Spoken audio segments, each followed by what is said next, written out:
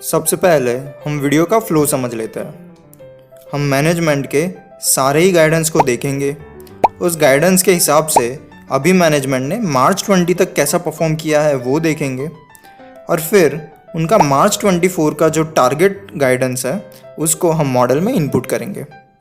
सारे ही guidance input करने के बाद जो कि 6 या 7 है, हम बाकी के अजम्पशंस इनपुट करेंगे। वो बाकी के अजम्पशंस या तो हमने पीयर कंपैरिजन से लिया है या तो फिर हमारे एक्सपीरियंस के हिसाब से सब्जेक्टिव जजमेंट लिया है। तो इससे हमारा ऑपरेटिंग मॉडल मिल जाएगा हमें। ऑपरेटिंग मॉडल में अगले 5 साल का income statement and balance sheet है।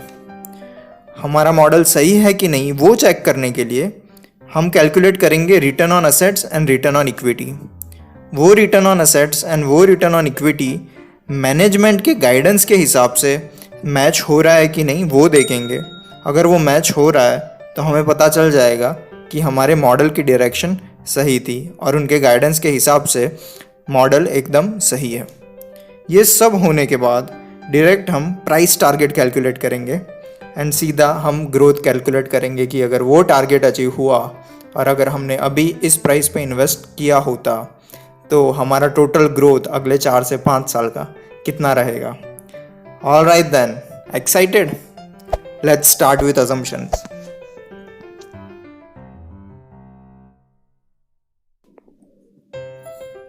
Assumptions and guidelines. आप यहाँ येलो कलर है वहाँ पर ध्यान दीजिए। वहाँ हमने मार्च 20 की फिगर्स ऑलरेडी इनपुट की हुई है। हम मैनेजमेंट के गाइडेंस के हिसाब से मार्च 24 की फिगर्स यहाँ इनपुट करेंगे, और जहाँ मैनेजमेंट ने गाइड नहीं किया है वहाँ हमने हमारे सब्जेक्टिव अजम्पशन लिए हैं और वो इनपुट करेंगे। तो हमें लास्ट कॉलम में एनुअल चेंजेस मिल जाएंगे, और ये एनुअल चेंज के हिसाब से हमारे फॉरकास्ट हमें ये बड़े से टेबल में मिल जाएगा, क्योंकि हमने ऑलरेडी पहले से यहाँ पर फॉर्मूलाज लगा के रखे हैं। और जैसे यहाँ ये बड़ा टेबल जो है वो कंप्लीट हो जाता है, automatically income statement and balance sheet बन के हमारा पूरा ही ऑपरेटिंग मॉडल तैयार हो जाएगा। हम मैनेजमेंट का गाइडेंस इनपुट करें उससे पहले वो गाइडेंस का पास्ट एंड प्रेजेंट परफॉर्मेंस देख लेते हैं। यहाँ मर्जर के टाइम यानी कि दिसंबर 2018 का फिगर्स मार्च 20 यानी कि करंट फिगर्स के साथ कंपैरिजन दिया है, और फिर ये पास्ट एंड प्रेजेंट यानी कि दिसंबर 18 एंड मार्च 20 के फिगर्स का मार्च 24 यानी कि फ्यूचर के प्रेडिक्शन के साथ कंपैरिजन किया है। तो फर्स्ट है नेट इंटरेस्ट मार्जिन, जो मर्जर के टाइम सिर्फ 2.9% था। मैनेजमेंट ने गाइड किया था कि अगले 5 से 6 साल में वो नंबर बढ़ के 5 to 5.5% हो जाएगा। तब ये नंबर काफ़ी अनरियलिस्टिक टारगेट लगा था, पर जैसे कि आप यहाँ देखेंगे कि दिसंबर 18 से मार्च 20 तक वो नंबर 2.9 से बढ़ के 4.24% हो गया। यस, सिर्फ 5 क्वार्टर में। ऐसा ग्रोथ शायद ही किसी बैंक ने देखा हो।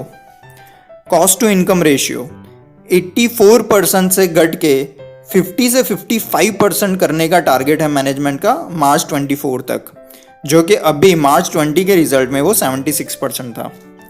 टोटल लोन्स जो मर्जर के टाइम पे 1,04,000 करोड़ के थे, उसमें खास कोई चेंज नहीं आया है, क्योंकि मैनेजमेंट रिटेल लोन्स बढ़ा के होलसेल लोन्स कम कर रहा है। वो भी टारगेट 1,04,000 से करीब करीब 1,40,000 या 1,50,000 करने का टारगेट है मार्च 24 तक। और जैसे कि आप यहाँ पर देख सकते हैं, रिटेल लोन्स दिसंबर 18 में 35% थे, जो कि बढ़ के मार्च 20 मतलब 5 क्वार्टर में 35% से बढ़ के 56% हो गए हैं। और मैनेजमेंट ने गाइड किया था कि 5 साल में करीब करीब वो 70% तक हो जाएगा, और उसके बाद उन्होंने एक इंटरव्यू में कहा था कि वो अप टू 90% जा सकता है। तो इसलिए हमने वो 80% रखा है यहाँ पर। नंबर ऑफ ब्रांचेस 206 से बढ़ के सिर्फ 5 क्वार्टर में 464 हो गए हैं, और उनका गाइडेंस है कि वो करीब करीब 900 तक हो जाएगी। और लास्ट में सबसे इम्पोर्टेंट नंबर कासा रेशियो। ये सारे ही अजम्पशन, सारे ही गाइडेंस में, और ये IDFC फर्स्ट बैंक के फ्यूचर में जो सबसे इम्पोर्टेंट नंबर लग रहा है वो है कासा रेशियो। कासा रेशियो दिसंबर 18 में सिर्फ 10.4% था, और मैनेजमेंट ने तब गाइड किया था कि वो 5 साल में 30% तक हो जाएगा। काफ़ी बड़े बड़े ब्रोकरेज हाउसेस ने इस पे डाउट किया था एंड अमेजिंगली वो नंबर सिर्फ 5 क्वार्टर में 10.4% से बढ़ के 32% हो गया। जो कि मैनेजमेंट में 5 साल कहा था वो सिर्फ 5 क्वार्टर में हो गया है। यस, और हमें लग रहा है कि ये नंबर अगले 3 से 4 साल मतलब मार्च 24 तक 40% या उससे भी ज़्यादा हो सकता है। तो जल्दी से ये 6 गाइडेंस इनपुट कर लेते हैं।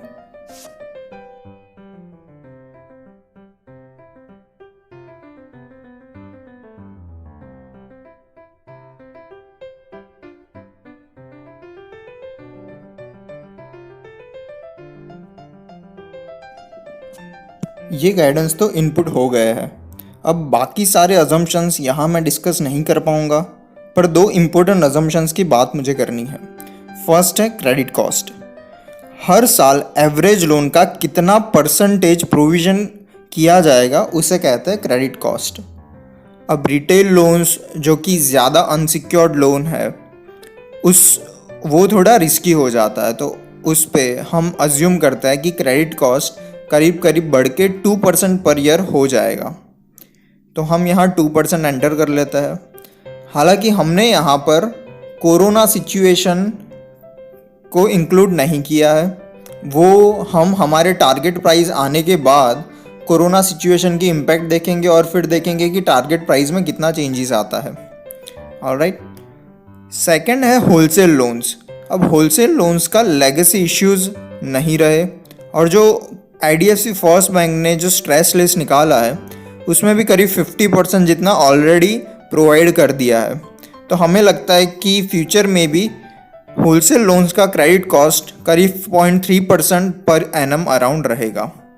तो इस तरह से retail loans and wholesale loan का वेटेड एवरेज लेके हमें final credit cost per year मिल जाएगा। ओके, सेकंड मुझे डिस्कस करना है कासा पर ब्रांचेस। मार्च 20 के रिजल्ट में हमने कासा पर ब्रांचेस एनालिसिस किया तो हमें मिला कि अभी 45 करोड़ कासा पर ब्रांचेस है। फिर हमने IDFC फर्स्ट के peers mainly 3 Kotak Mahindra bank, IndusInd bank और यस बैंक, जिन्होंने IDFC फर्स्ट बैंक की तरह ही हायर सेविंग्स रेट ऑफर करके काफ़ी अच्छा कासा पर ब्रांचेस बढ़ा लिया था, तो हमने देखा कि उनका कासा पर ब्रांचेस करीब करीब 70 to 75 करोड़ पर ब्रांचेस है। तो सेफ साइड के लिए हमने अज्यूम किया कि IDFC फर्स्ट बैंक का कासा पर ब्रांच 65 करोड़ पर ब्रांच हो जाएगा मार्च 24 तक। अब हमारे पास कासा पर ब्रांचेस की फिगर्स है और हमारे पास टोटल ब्रांचेस की भी फिगर्स है, तो इससे हमें टोटल कासा मिल जाएगा। फिर कासा टू डिपॉजिट रेशियो से हमें टोटल डिपॉजिट भी मिल जाएगा। हमने यहाँ और भी कुछ अजम्पशंस लिए हैं, पर वो सारे इस वीडियो में डिस्कस नहीं कर पाएंगे, लेकिन चिंता की बात नहीं है क्योंकि सारे ही इम्पोर्टेंट अजम्पशंस हमने ऑलरेडी कवर कर लिए हैं। तो ये टेबल बनने के बाद हमारा इनकम स्टेटमेंट और बैलेंस शीट बनके एकदम रेडी है, तो वो डिस्कस करके सीधा ही हम प्राइस टारगेट डिस्कस करते हैं। तो अब शुरू करते हैं इनकम स्टेटमेंट। उसकी शुरुआत करेंगे हम नेट इंटरेस्ट इनकम से। हमने जो नेट इंटरेस्ट मार्जिन के अजम्पशंस लिए थे उसमें हमारे लोन अजम्पशंस को मल्टीप्लाई कर लेंगे तो हमें नेट इंटरेस्ट इनकम मिल जाएगी। अदर इनकम हमने हिस्टोरिकल डेटा चेक करके 25% ऑफ नेट इंटरेस्ट इनकम रखा है और वो दोनों को ऐड करेंगे तो हमें टोटल इनकम मिल जाएगी। कॉस्ट टू इनकम रेशियो जो हमने ऑलरेडी अज्यूम किया हुआ है उससे हमें ऑपरेटिंग एक्सपेंडिचर मिल जाएगा। क्रेडिट कॉस्ट के अजम्पशन से हमें प्रोविज़न मिल जाएगा और टैक्स हमने 25% लिया है। तो ये सब कैलकुलेट करके हमें फाइनल नेट इनकम मिल जाएगी। हमारे अजम्पशंस के हिसाब से नेट इनकम FY 19-20 में जो 2800 करोड़ का लॉस पोस्ट किया था वहाँ से बढ़ के FY 23-24 में वो 2600 करोड़ का प्रॉफिट पोस्ट कर सकते हैं और यही नेट इनकम सीधा आगे इक्विटी या बुक वैल्यू कैलकुलेट करने में फ्लो करेगी। अब देखते हैं बैलेंस शीट। जैसे कि हमने अज्यूम किया था फंडेड असेट्स जो 1,07,000 से बढ़ के 1,50,000 हो जाएगा, और प्रोविज़न जो कि हमें इनकम स्टेटमेंट से मिला है वो उसमें हम डिडक्ट कर लेंगे, तो फाइनली हमें नेट लोन्स मिल जाएगी और वो बैलेंस शीट के असेट साइड में फ्लो करेगा। बैलेंस शीट के असेट साइड में नेट लोन्स ही सबसे इम्पोर्टेंट फिगर है। अब देखते हैं लायबिलिटी। लायबिलिटी साइड में कासा से शुरुआत करेंगे। जैसे कि हमने कासा पर ब्रांचेस अज्यूम किए थे और टोटल ब्रांचेस भी अज्यूम की थी, तो उन दोनों को मल्टीप्लाई करके फाइनल कासा मिल जाएगा। अब हमारे पास कासा परसेंटेज ऑफ डिपॉजिट भी है और CASA percentage of total borrowing भी है, तो वो दोनों रेशियो से हमें total deposit and total borrowings मिल जाएंगे। फाइनली जैसे हमने कहा था कि नेट इनकम डायरेक्ट इक्विटी या बुक वैल्यू कैलकुलेट करने में फ्लो करेगी, तो टोटल इक्विटी या बुक वैल्यू मिल जाएगी यहाँ पर। उसे हम टारगेट प्राइस कैलकुलेट करने में यूज़ करेंगे। तो अगर हमारे अजम्पशंस के हिसाब से सब कुछ वर्कआउट हुआ तो बुक वैल्यू 15,300 करोड़ से बढ़ के 21,500 करोड़ तक जा सकती है मार्च 24 में। अभी हमने रीसेंट जो कैपिटल इंजेक्शन हुआ है वो कैलकुलेट नहीं किया है। वो 2,000 करोड़ रुपीस के जो प्रेफरेंस शेयर्स अलॉट किए गए हैं, अगर इसमें भी हम जोड़ दें तो मार्च 24 की इक्विटी या तो फिर book value figure 23,500 crore rupees आ जाएगी। अब इसी फिगर का यूज़ करके हम टारगेट प्राइस, और अगर हम इस प्राइस पे इन्वेस्ट करें तो टोटल प्रॉफिट एंड ग्रोथ कितना होगा वो कैलकुलेट करेंगे। टारगेट प्राइस फाइनली वो सेक्शन जिसके लिए शायद आप सब ने ये वीडियो शुरू किया था। अगर IDFC फर्स्ट बैंक अपने मैनेजमेंट के गाइडेंस के हिसाब से NIM 5.5%, cost to income ratio 50 to 55%, retail का share 80 to 90% and CASA ratio 40% तक ले जा सकता है, एंड अगर प्रोविजंस भी कंट्रोल कर लिए, तो इसमें कोई डाउट नहीं है कि वो इंडिया की one of the finest bank बन जाएगी। तो इसके वैल्यूएशन के लिए भी इंडिया की one of the finest bank he peer होनी चाहिए। या दैट्स राइट, HDFC बैंक, वो भी IDFC फर्स्ट बैंक की तरह रिटेल बैंक ही है, और HDFC बैंक का प्राइस टू बुक वैल्यू हम यूज़ करेंगे IDFC फर्स्ट बैंक के वैल्यूएशन के लिए। तो हमने यहाँ पर HDFC बैंक के historical price to book value निकाले, और ये चार्ट हमने Y चार्ट से लिया है जिसमें पिछले 5 साल का HDFC बैंक का price to book value ratio दे रखा है। यहाँ जैसे कि दिख सकता है HDFC बैंक का प्राइस टू बुक वैल्यू ज़्यादातर टाइम 3.5 से 4 के अराउंड ही ट्रेड कर रहा है, और वो लो गया है 2.5 टाइम्स अराउंड। हमने एक और डेटा निकाला गुरु फोकस वेबसाइट से, जो कि HDFC बैंक का लास्ट 10 ईयर्स का price to book value ratio देता है। और लास्ट 10 ईयर्स में आप देखोगे कि HDFC बैंक का प्राइस टू बुक वैल्यू का हाई है 5.3 टाइम्स, और लो है 2.47 टाइम्स, और उसका मीडियन रहा है 3.75 टाइम्स। तो हम भी IDFC फर्स्ट बैंक का वैल्यूएशन थोड़ा सा इससे कंजर्वेटिव साइड में लेके यहाँ करीब 2 to 3 टाइम्स वैल्यू हम एक्सपेक्ट कर सकते हैं। तो हम यहाँ पर 2 सिनारियोज लेते हैं।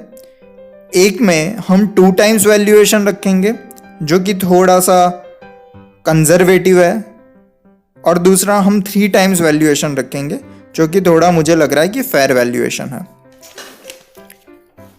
और हमने करंट शेयर प्राइस जो लिया है वो है 27 rupees. Alright, so let's reveal the target price now. अगर IDFC फर्स्ट बैंक को मार्च 24 में price to book value 2 times की वैल्यू मिली, तो हमारा टारगेट प्राइस हो जाएगा 126 रुपीज़, जो कि करंट शेयर प्राइस 27 रुपीज़ से 370% का ग्रोथ दिखाता है। यस, और वो भी ईयर ऑन ईयर 47% का CAGR देता है। यस, और अगर ये वैल्यूएशन हमें 3 टाइम्स मिली जो कि ज़्यादा फेयर वैल्यूएशन है और चांसेस है कि ये वैल्यूएशन ज़्यादा मिलने का चांसेस ज़्यादा है। तो FY24 में टारगेट प्राइस 190 रुपीज़ तक जा सकता है और वो 600% ग्रोथ दिखाता है हमारी करंट प्राइस से, एंड वो है 63% CAGR year on year. Yes, absolutely a multi bagger in making, I would say. तो अगर आपको लगता है कि मैनेजमेंट अपने गाइडेंस के हिसाब से ये सब डिलीवर करने में सक्सेसफुल रहा, तो ये शेयर आपको 4 to 6 टाइम्स या उससे भी ज़्यादा रिटर्न देने के चांसेस है। ओके, पर यहाँ पर एक छोटा सा प्रॉब्लम है, हमने कोरोना सिचुएशन को अभी भी इंक्लूड नहीं किया है। जैसे कि कोरोना की वजह से काफ़ी सारे बिजनेसेस बंद हो गए, तो यहाँ पर इनके डिफ़ॉल्ट भी बढ़ेंगे और उसकी वजह से उनके प्रोविजंस भी बढ़ेंगे FY21 में। जी हाँ, तो हम उसकी क्रेडिट कॉस्ट बढ़ा के भी देख लेते हैं। तो credit cost for retail FY21 में हमने जो 1.6% अज्यूम किया था नॉर्मल सिनारियो में, वो आई थिंक बढ़ के 4% हो सकती है ये कोरोना सिचुएशन में। और आई थिंक 4% वो कोरोना का रिस्क पूरा कवर कर लेगा इसमें। ओके, तो हम यहाँ पर 4% कर लिया। अब फिर से price to book value check करते हैं, सॉरी प्राइस चेक करते हैं, एंड वाओ, प्राइस और ग्रोथ में यहाँ ज़्यादा फर्क बिल्कुल नहीं पड़ा। यस, यही मैजिक है लॉन्ग टर्म एंड इन्वेस्टिंग का। कोई एक साल के 2-3 क्वार्टर्स भी खराब जाए, फिर भी स्टॉक वैल्यूएशन पे लॉन्ग टर्म में ज़्यादा इम्पैक्ट नहीं होता है। इस तरह हम अपने कॉन्फिडेंस के हिसाब से डिफरेंट वैल्यूज़ चेंज करके डिफरेंट प्राइस टारगेट पर आ सकते हैं। फिलहाल हमारे ये एनालिसिस से ये पता चलता है कि IDFC फर्स्ट बैंक डेफिनेटली एक इंटरेस्टिंग इन्वेस्टमेंट अपॉर्चुनिटी हो सकती है। तो मैं सजेस्ट करूँगा कि आप इसको ज़रूर से डीप में रिसर्च करें। ये पूरा ही मॉडल एंड वीडियो बनाने में बहुत ही ज़्यादा एफर्ट्स लगे हैं। होप कि आपको ये यूज़फुल रहा हो। आप लाइक करेंगे, सब्सक्राइब करेंगे तो हमें काफ़ी अच्छा लगेगा। Thank you so much for watching this. I will see you soon in next video. नमस्कार।